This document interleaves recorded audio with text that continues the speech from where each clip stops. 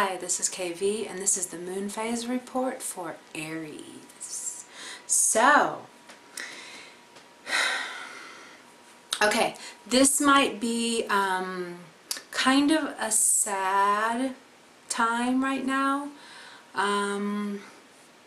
Kind of a going deep to a lot of layers that have been hard to see, but like now they're coming to you and you're really kind of thinking about deep psychological things within you that are maybe needing to kind of be changed and shifted and transformed. There's a lot of transformation being required in this area of this depth related parts of you and your life. And honestly, this has been going on. This is also the house of death, and this is where Saturn will sit for 2.5, 3 years. So the past year or so has been full of a lot of death situations, and this doesn't always necessarily mean a person. It will likely, that's a part of it, but it's just death of these old ways. It can be these old ways of being, it can be these old ways of thinking, these old ways of how you just have always done these things, and now you're like, that needs to be transformed. That's not good for me. It's not good for my body. It's not good for my happiness. You know, so you're seeing a lot of things. It can even be like thought processes that you've said, that you've repeated. You know, even like it makes me think of that one, like life's just hard, you know, that's one that totally needs to be transformed. No, it does not have to be. It does not have to be interpreted that way. Difficult things happen in life. You can say something like that. They do, they just do, but you always have the opportunity to rise above them, to see the good in them, to see what it really can mean in a higher way, instead of seeing it as so negative and so devastating and, you know, death like that is. And I feel like one thing with death, because I've had a lot of it my past year. I don't have any of this placement, but I've had a lot of it, like actually a couple years. Massive. Everyone's died. It's been crazy. It's been nuts, actually. But one thing I can say from so much of it is I do have a totally different perspective on death now. I don't have the fears of it. I don't even have the extreme sadness of it. I have more of an understanding of what does happen and how it really does just mostly, you know, like they say, affect the living.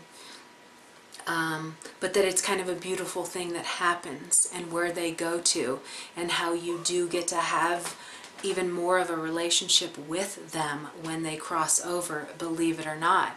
And you have to be open to that. You have to be receptive. You have to be someone who's already been, you know, meditating in your life to reach that level of being able to communicate with other things. But that could be something that's happening to you, like you are opening, because there is this really strong spiritual aspect to what's going on in the energies right now.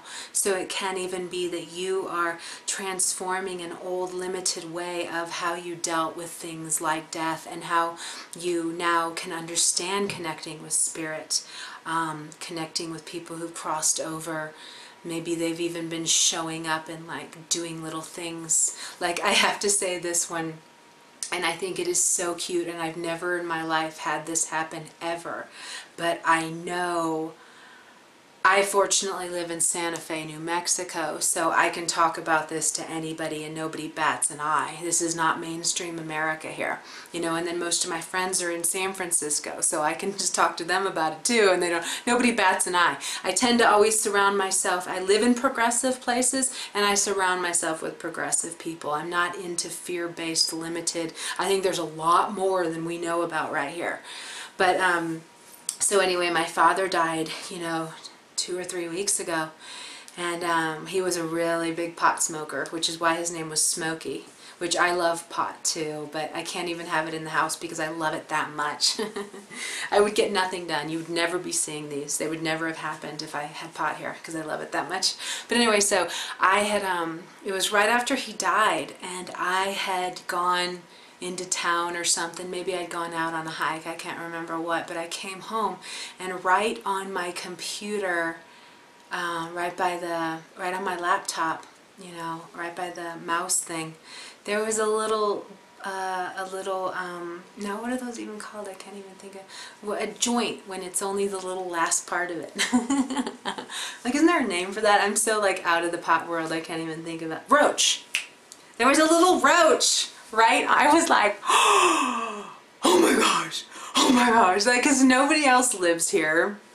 And you know, so no one had been in here during that time, and I come home and there's a little bit of a joint sitting right there. I mean, that's just crazy. But it was like, those are the kind of things, these things happen. I mean, that's not even as freaky as what I hear other people happen, like things, whole items leaving and then showing up. And so there can be something that you are embracing more now.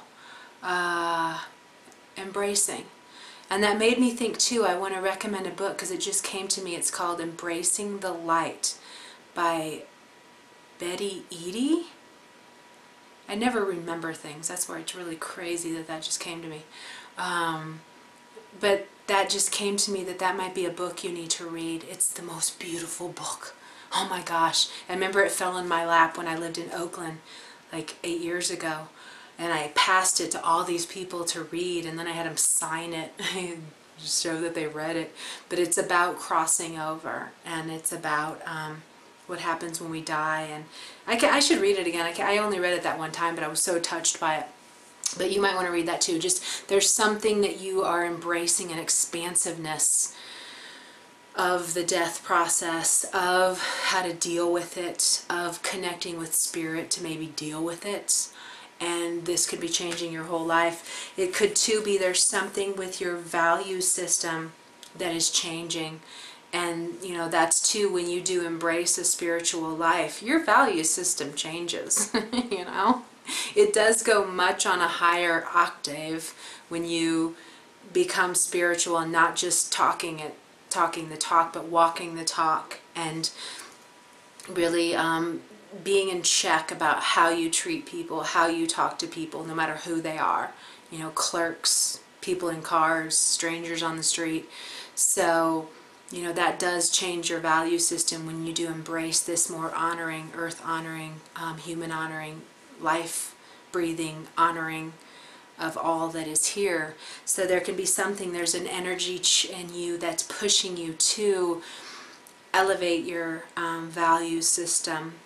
There can also be something too with bringing in more money. There can be something, this one always goes hand in hand with money too.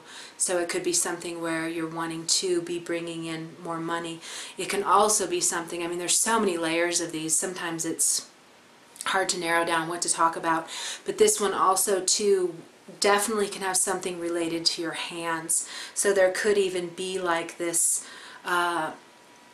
it could even be like you're delving into a new craft that is taking you into a meditative state that is actually evolving you.